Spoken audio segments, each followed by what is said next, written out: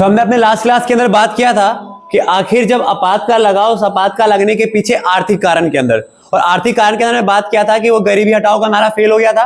उसके अंदर हमने बात किया था कि 1965 फिर 61 और फिर 71 में हुए युद्ध के बारे में। 65, 62 और 71 में जो युद्ध हुआ था उसके कारण देश की आर्थिक स्थिति बहुत खराब थी।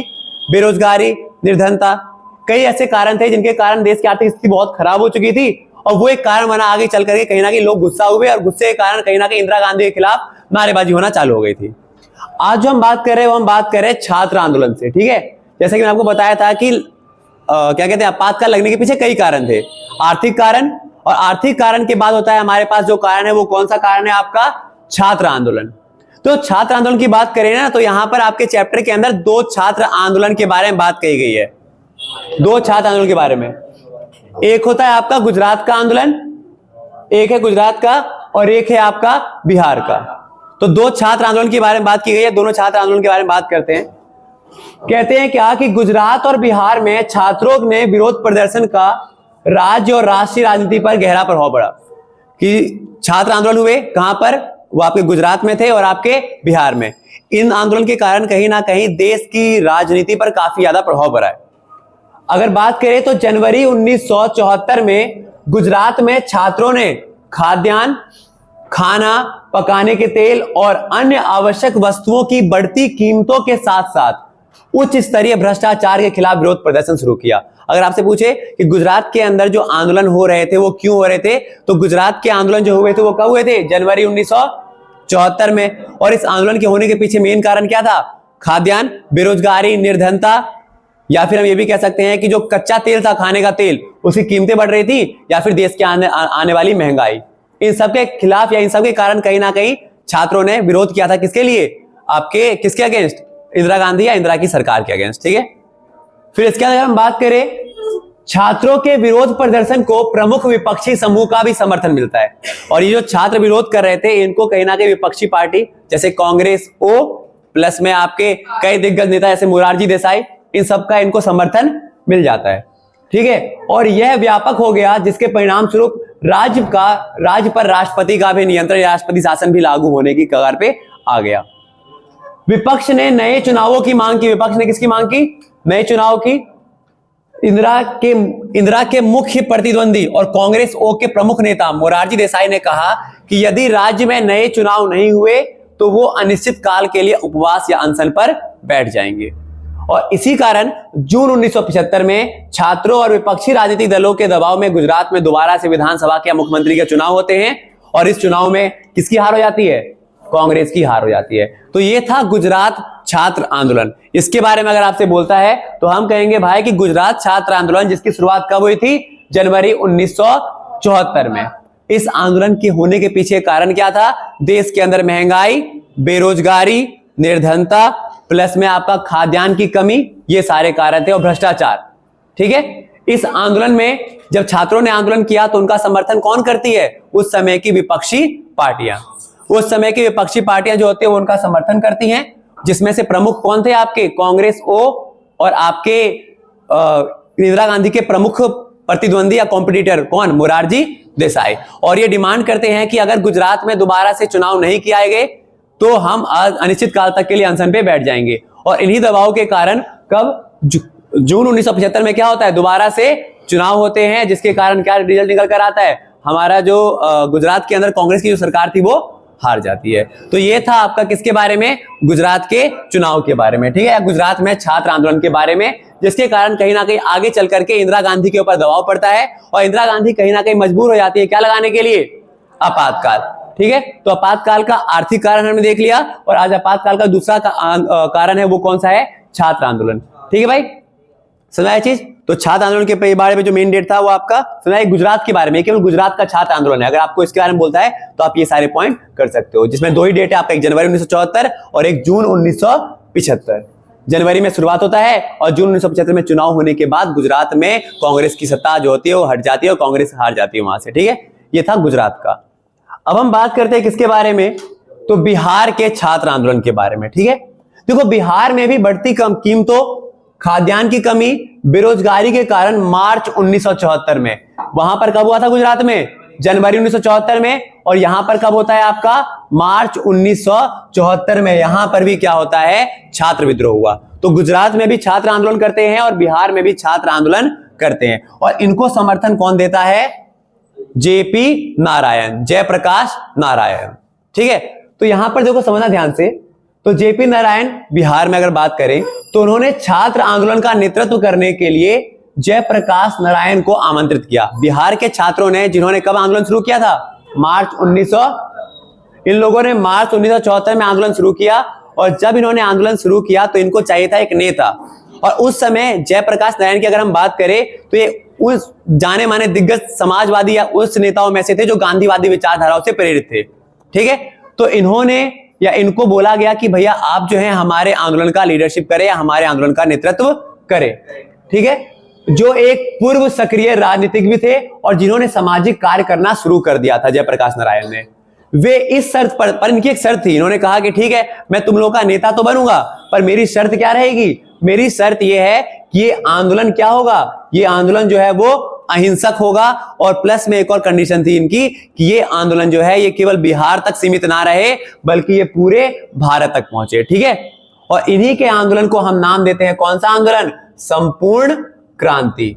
तो अगर आपसे पूछे कि संपूर्ण क्रांति क्या है तो हम कहेंगे बिहार में मार्च 1974 में शुरू किए गए छात्र आंदोलन का नेतृत्व करना शुरू किया किसने?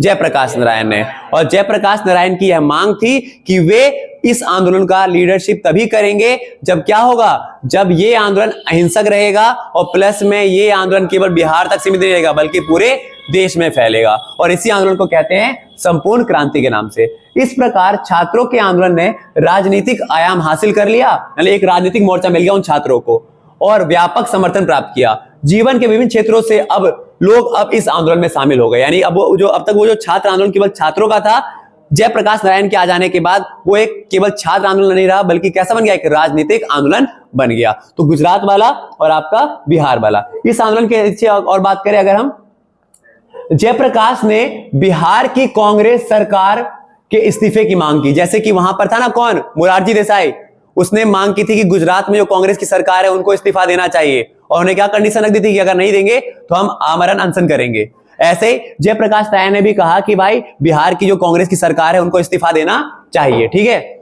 और सामाजिक, आर्थिक और राजनीतिक क्षेत्रों में संपूर्ण क्रांति का आह्वान, यानी अपने आंदोलन का आह्वान इन्होंने कर दिया। बिहार सरकार के बिहार सरकार ने पर क्या किया? बिहार सरकार ने इस्तीफा नहीं दिया। जो कांग्रेस सरकार थी बिहार के अंदर, मुख्यमंत्री, उन्होंने इस्तीफा देने से मना कर दिया। ठीक है, इनकार करने कह रहा था, बिहार सरकार के इस्तीफा देने से इनकार करने के विरोध में बंद, घेराव और हड़तालें आयोजित की गई। क्योंकि भाई वो तो क्या कर रहे थे, जो बिहार सरकार वाले थे उन्होंने कहा कि हम इस्तीफा नहीं देंगे, और जब उन्होंने इस्तीफा नहीं दिया तो फिर बिहार के अंदर क्या हुए, मतलब कहते हैं ना कि बिहार को बंद कर दिया गया, घेराव किए गए, मारे लाठी चार्ज, कई सारे काम होते हैं। ठीक है, ये आंदोलन कहीं ना कहीं विद्रोह सा बनता चला गया। इस आंदोलन ने गति पकड़ी और राष्ट्रीय राजनीति पर प्रभाव डालना शुरू कर दिया। वो बिहार से हट करके पूरे देश की तरफ आ रहा था। ठीक है, रेलवे कर्मचारियों ने, मैंने बताया था ना, एक कंडीशन बताया था मैंने कि आर्थिक कारण के अंदर कि सरकार ने अपने खर्चों को कम करने के लिए क्या किया था? रेलवे कर्मचारियों की सैलरी को काटना शुरू कर दिया था, सैलरी को कम करना शुरू कर दिया था। ऐसे में इस आंदोलन को किसका समर्थन मिल जाता है? रेलवे कर्मचारियों का। रेलवे कर्मचारियों ने राज्यव्यापी हड़ताल का आह्वान किया, जिससे देश में गतिरोध उत्पन्न हो गया। उन्होंने क्या किया? रेलवे ट्रैक को जाम कर दिया। ठीक है, ट्रेन चलने से मना करवा दिया। ठीक है, अब जब ट्रेन रुकी तो ट्रेन रुकने से कहीं ना कहीं देश की आर्थिक गति को काफी ज्यादा धक्का लग जाता है। ठीक है, 1975 में जेपी ने संसद तक लोगों के मार्च का नेतृत्व किया। अब 1975 में जेपी कहते हैं, जयप्रकाश नारायण ये कहते हैं कि हम सबको अब कहां चलना पड़ेगा? दिल्ली, यानी संसद। और इन्होंने आह्वान किया था ना कि कहां चलेंगे सब लोग? रामलीला मैदान में। ठीक है, अब उन्हें भारतीय जनसंघ, कांग्रेस भारतीय लोकदल, सोशलिस्ट पार्टी जैसी गैर कांग्रेसी पार्टी का भी समर्थन मिल चुका था। ठीक है भाई, हाँ, तो ये है आपके दोनों आंदोलन के बारे में। अगर आपसे बोलता है एक बार मैं दोनों आंदोलन के बारे में बताओ तो क्या था दोनों में? सबसे पहले अगर हम बात करते हैं गुजरात का आंदोलन। गुजरात का आंदोलन कब हुआ था आपका? जनवरी 1974। ठीक है, गुजरात का आंदोलन कारण सेम वही है, खाद्यान्न की कमी, महंगाई, बेरोजगारी, भ्रष्टाचार। ठीक है, प्लस में राजनीति से परेशान। ठीक है, यहां के लोगों ने या यहां पे छात्रों को कांग्रेस का समर्थन मिलता है।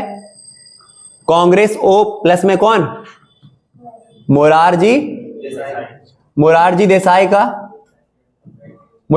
का समर्थन मिलता है, जिन्होंने क्या किया, जिन्होंने गुजरात में जो कांग्रेस की सरकार है, किसकी, जिन्होंने गुजरात में कांग्रेस की सरकार से क्या किया, इस्तीफे की मांग की, और प्लस में यह भी कह दिया कि अगर यहां की सरकार ने इस्तीफा नहीं दिया तो मैं आजीवन क्या करूंगा, अनशन करूंगा, आमरण अनशन पे करने पे बात आ गई। ठीक है, और इन्हीं के दबाव के कारण कहीं ना कहीं कब चुनाव होते हैं, जून 1975 में चुनाव होते हैं, और जिस चुनाव में कौन हार जाता है, जिस चुनाव में हार हो जाती है कांग्रेस की। ये था आपका किसका, गुजरात के बारे में। और फिर वही अगर हम बात करें बिहार वाले में, तो बिहार की अगर बात करेंगे तो बिहार में आंदोलन की शुरुआत कब हुई थी, तो मार्च 1974 में किसका चालू होता है आपका, बिहार का।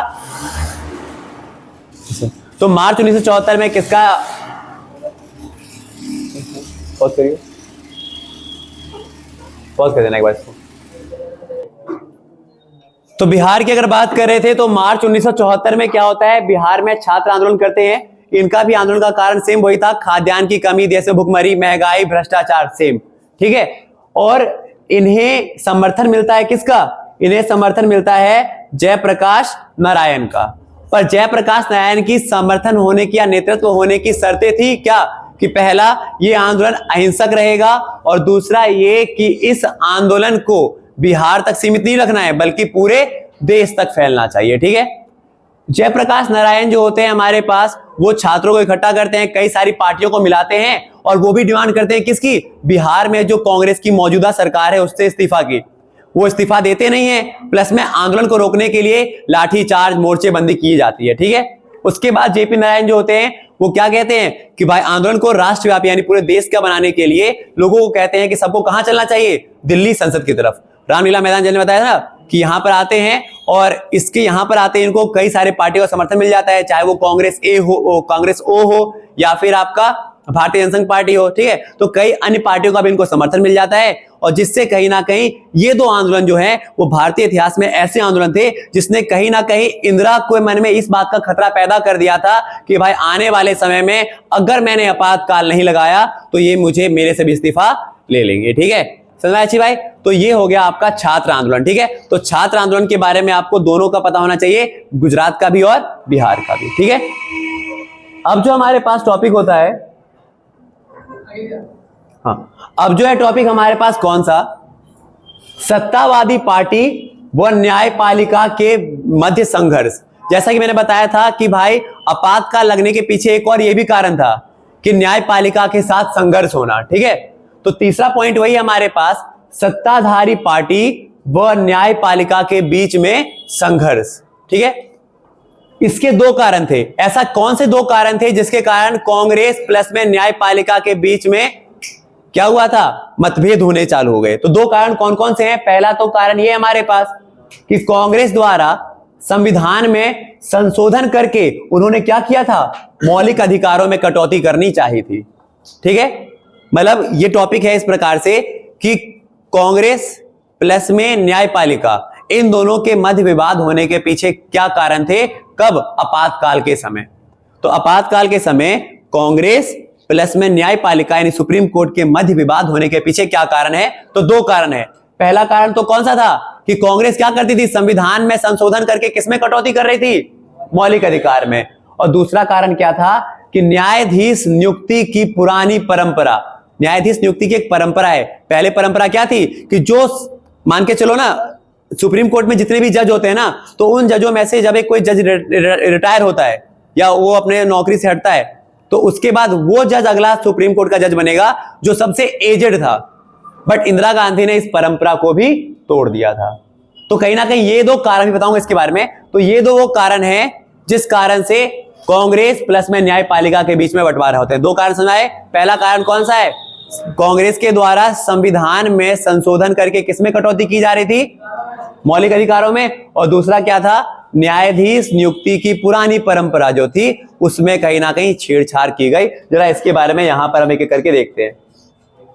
तो पहला कौन सा है, संविधान में संशोधन, पहला कारण था संविधान में संशोधन। संसद द्वारा संविधान में संशोधन करके मौलिक अधिकारों को परिवर्तित किया जा रहा था। इस बात की पुष्टि केशवानंद भारती विवाद, मैंने बताया ना केशवानंद भारती विवाद एक ऐसा विवाद है जिसमें क्या किया गया था कि भाई जो आपका संपत्ति का अधिकार था उसे मौलिक अधिकार से हटा करके क्या बना दिया गया, कानूनी अधिकार। समझ गए? यानी कि पहले संपत्ति का अधिकार हमारा क्या था, मौलिक अधिकार था, अब उसे क्या बना दिया गया, कानूनी अधिकार बना दिया गया।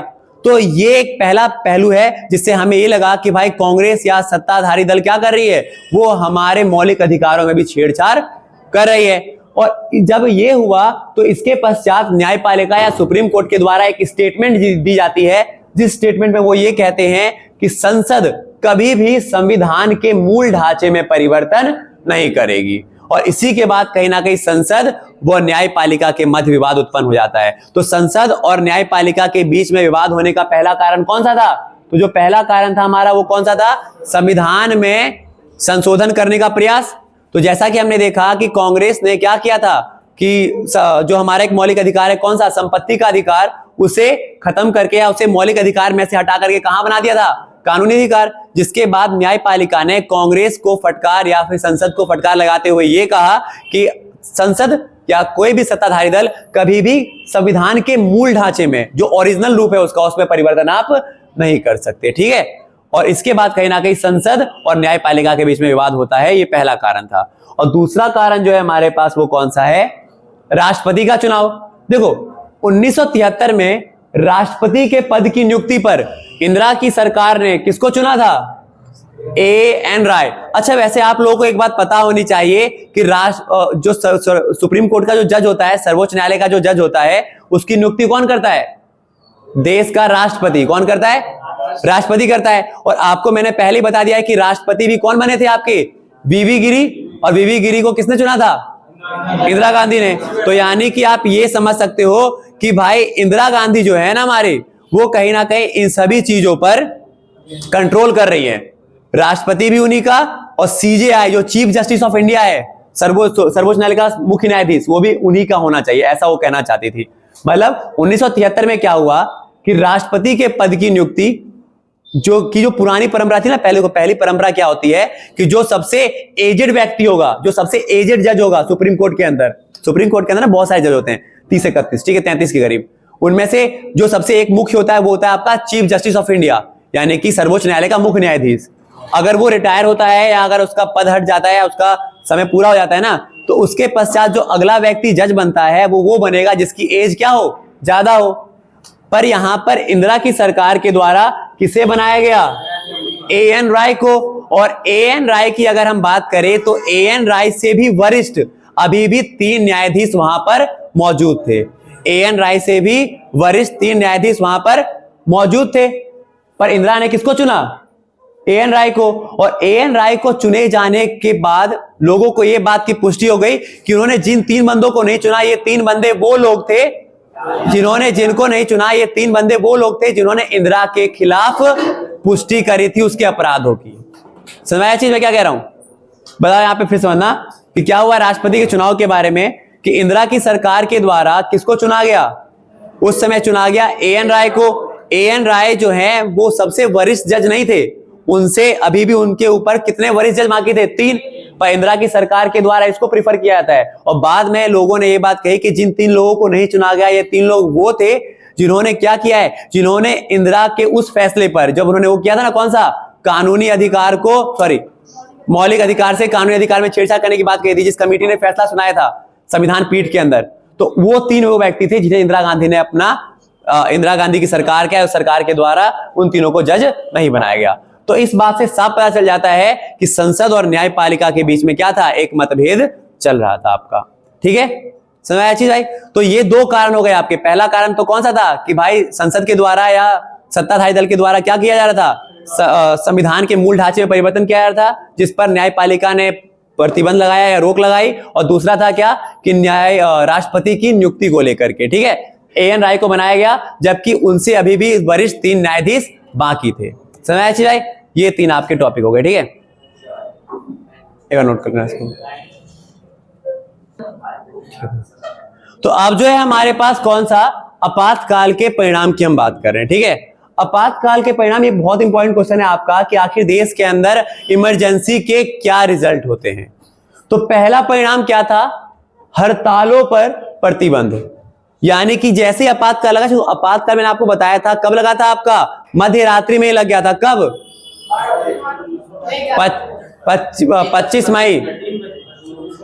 25 जून था ना 1975 को, 25 जून 1975 को मध्य रात्रि में, 25 जून 1975 को मध्य रात्रि को ही आपातकाल लग गया था। और यहां तक कि लोगों को इस बात का पता भी नहीं था और इस बात को पब्लिश होने भी नहीं दिया गया था। तो क्या होता है, देश में मौजूद जितने भी हड़तालें थे उन सभी हड़तालों को सरकार विरोधी घोषित कर दिया गया। यानी जितने भी हड़तालें हो रहे थे उन सभी हड़तालों को क्या कहा गया कि ये सारे हड़ताल क्या हैं, सरकार विरोधी हैं, और उन्हें अवैध घोषित करते हुए कई विपक्षी नेताओं को भी जेल में डाल दिया गया। तो पहला परिणाम जो निकल कर आता है आपातकाल का वो ये होता है कि क्या किया गया, हड़तालों को बंद किया गया और कई विपक्षी नेताओं को जेल में डाल दिया गया। समझाया? दूसरा परिणाम क्या निकल कर आता है, प्रेस पर सेंसरशिप। देखो, प्रेस पर सेंसरशिप का मतलब है यहां पर मीडिया, अखबार। यानी कि सरकार ने प्रेस की स्वतंत्रता पर प्रतिबंध लगा दिया तथा अखबारों को कुछ भी प्रकाशित करने से पहले, कुछ भी छापने से पहले यह अनिवार्य कर दिया कि आप जब भी कुछ छापोगे तो एक बार हमें दिखाओगे, हमसे अनुमति लोगे। दो परिणाम निकल कर आ गए, हड़तालों को प्रतिबंध, दूसरा प्रेस पर सेंसरशिप। प्रेस पर सेंसरशिप का समझ आ गया कि जो मीडिया है वो क्या दिखाएगी, क्या बोलेगी, वो ये तय करे। कौन तय करेगी? देश की सरकार यानी इंदिरा तय करेगी। ठीक है भाई। तीसरा पॉइंट क्या था हमारे पास, दलों को गैर संवैधानिक घोषित। तीसरा परिणाम यह निकल कर आता है कि कई सारे दलों को ना क्या कर दिया गया, इलीगल घोषित कर दिया।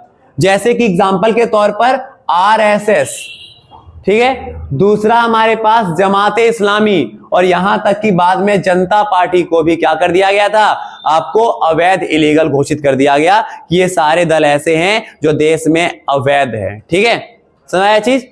प्लस में चौथा पॉइंट की बात करें तो मौलिक अधिकारों का बहाल करने का अधिकार। समझना ध्यान से, इंदिरा जब सरकार सत्ता में आती है तो सरकार ने मौलिक अधिकारों को बहाल कर दिया। यानी कि सुप्रीम कोर्ट में ना जो पहले अपील हुई थी कि क्या कर सकते हैं कि भाई सुप्रीम, मतलब उन्होंने संविधान में संशोधन करके यह कर दिया कि भाई सरकार के पास ये अधिकार होगा कि वो मौलिक अधिकारों को परिवर्तन कर सकती है। समझ गए?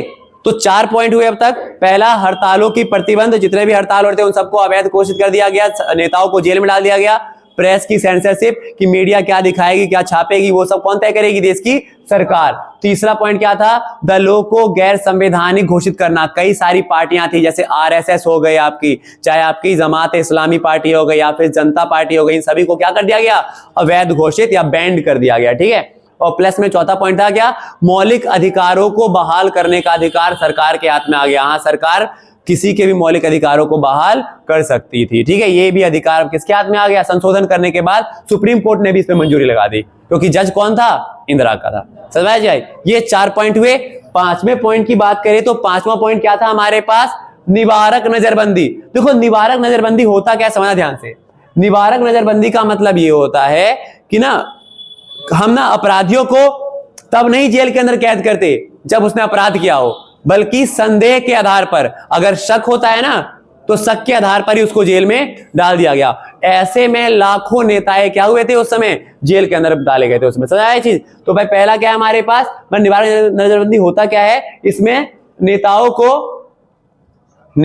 को मात्र शक के आधार पर या संदेह के आधार पर क्या कर दिया गया, जेल में डाला गया था। ठीक है भाई। और प्लस में पत्रिकाओं की, छठा टॉपिक होता है हमारे पास पत्रिकाओं की बंदी और नेताओं का भूमिगत होना। कई सारे उस समय पत्रिकाएं थी, कई सारी मैगजीन, जैसे कि एक मैगजीन का नाम है कौन सा, इंडियन एक्सप्रेस, और एक मैगजीन का नाम है द स्टेट्स। इन 2 पत्रिकाओं को क्या कर दिया गया, बंद कर दिया गया, बैन कर दिया गया। और प्लस में कई सारे नेता जो थे ना, वो डर के मारे क्या होना है, उनको पता था कि अगर कुछ बोलेंगे तो जेल में डाल दिया जाएगा, तो उस समय कई नेता जो थे अंडरग्राउंड हो गए, छुप छुप करके कार्यवाही करते थे। ठीक है भाई, ये पॉइंट हुआ। प्लस में एक और चीज था, 7वां पॉइंट की अगर हम बात करें तो 7वां पॉइंट क्या है कि संविधान में संशोधन द्वारा संविधान में संशोधन द्वारा क्या कर दिया गया, जो कार्यकाल था वो बढ़ाया गया, कार्यकाल बढ़ाया गया। अब कार्यकाल किसका बढ़ाया गया था, विधायिका का, यानी संसद जो सांसद होंगे ना उनका कार्यकाल 5 से कितना कर दिया गया, 6 साल कर दिया गया। यानी विधायिका के सदस्यों का कार्यकाल का किया गया, कार्यकाल 5 से कितना कर दिया गया, 6 साल कर दिया गया। ठीक है भाई, समझ आ गया चीज।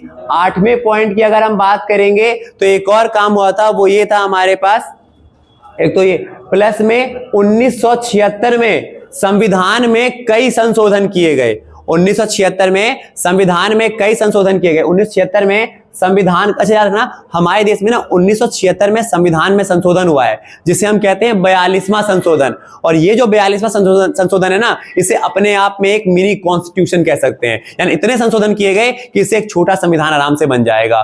तो 1976 में संविधान में क्या हुए, कई बदलाव किए गए, कई बदलाव हुए। और ये बदलाव अपने आप में इतने सारे थे कि इसे हम मिनी कॉन्स्टिट्यूशन कहते हैं आज के टाइम में। मिनी कॉन्स्टिट्यूशन यानी कि छोटा संविधान कहते हैं। अब इसमें क्या क्या बदलाव किया गया, तो इसमें कई सारे बदलाव थे, जिसमें से पहला एक प्रमुख बदलाव तो ये था, वो वाली बात थी ना, ये सारा किस्सा चालू कहां से हो रहा है, ये सारा किस्सा चालू हुआ इलाहाबाद कोर्ट से। इलाहाबाद कोर्ट में जब आरोप लगाया गया किसके ऊपर, इंदिरा के ऊपर, कि उन्होंने जो चुनाव जीता 1971 में वो क्या था, गैर संवैधानिक था। तो संशोधन करके यह कह दिया गया कि एक बार चुनाव में अगर राष्ट्रपति या प्रधानमंत्री जीत गया तो आप उसे संसद में, न्यायपालिका में चुनौती नहीं दे सकते। समझिए क्या किया गया कि अगर एक बार अगर हमारे पास राष्ट्रपति या प्रधानमंत्री चुन लिया गया है, जीत गया है, तो आप वो चुना कैसे, विजय कैसे, आप उसे कहां नहीं ऐड करोगे, आप उसके बारे में चुनौती कहां नहीं दोगे, न्यायपालिका में उसके खिलाफ कोई केस नहीं कर सकते। यानी एक मेन चीज था ये कि यदि कोई प्रधानमंत्री या राष्ट्रपति चुनाव जीत गया है, राष्ट्रपति चुनाव विजयी हुआ है, तो उसके बारे में न्यायपालिका में क्या नहीं दोगे, न्यायपालिका में चुनौती नहीं दे सकते। समझ आया भाई, एक ये पॉइंट था हमारे पास। ठीक है, तो ये 8 पॉइंट हो गए। अच्छा, एक और पॉइंट ये था कि इंदिरा पर लगे जितने भी आरोप थे वो सारे आरोप खारिज कर दिए गए। तो ये 8-9 पॉइंट है इसमें। समझ आ गया चीज, आया? तो 8-9 पॉइंट फिर बता रहा हूं। पहला पॉइंट कौन सा था हमारे पास, पहला पॉइंट ये था कि सबसे पहले क्या किया गया, हड़तालों को बंद कर दिया गया, कैदियों को नेताओं को जेल में डाला गया। दूसरा, प्रेस पर सेंसरशिप का मतलब यह है कि कई सारे अखबारों को क्या छापेंगे क्या नहीं छापेंगे वो किससे अनुमति लेनी पड़ेगी, देश के सरकार से। तीसरा पॉइंट क्या था, दलों को गैर संवैधानिक घोषित किया गया। कई सारे दल थे, चाहे वो आपके कौन से हो, चाहे वो आपका आरएसएस हो, चाहे जनता पार्टी हो, चाहे जमाते इस्लामी पार्टी, इन सबको बैन कर दिया गया। चौथा पॉइंट था मौलिक अधिकारों को बहाल करने का अधिकार भी अब किसके पास हो गया, सरकार के पास, कि हाँ भाई सर्वोच्च न्यायालय ने यह फैसला सुना दिया कि जो संसद है या जो प्रधानमंत्री है वो मौलिक अधिकारों में परिवर्तन कर सकती है। पांचवा पॉइंट क्या था, निवारक नजरबंदी, यानी कि एक कानून बनाया गया या निवारक नजरबंदी ऐसा होता है जिसमें शक के बिना पर ही हम कई नेताओं को जेल में कैद कर सकते हैं, और 1 लाख नेताओं को उस समय जेल में कैद किया गया। और पांचवा पॉइंट क्या था, कई पत्रिकाओं को बैन किया गया और कई नेता क्या हुए, भूमिगत हो गए। एग्जाम्पल के तौर पर इंडियन एक्सप्रेस और आपका दी स्टेट। और फिर अगर बात करें, संविधान में संशोधन के द्वारा कार्यकाल को बढ़ा दिया गया, यानी कि जो विधायिका के कार्यकाल पहले कितने साल का होता था, 5 साल का, उससे बढ़ाकर कितना कर दिया गया, 6 साल। और 8वां जो है हमारे पास कौन सा, 1976 में संविधान में इतने परिवर्तन हुए जिससे हम कहते हैं 42वां संशोधन, जो एक मिनी कॉन्स्टिट्यूशन है। और इस संशोधन में किया गया कि यदि कोई भी राष्ट्रपति या प्रधानमंत्री चुनाव जीत जाता है तो आप उसके विजयी होने का चुनौती न्यायपालिका में नहीं कर सकते। तो आज के लिए हम ये क्लास यहीं पे खत्म करते हैं।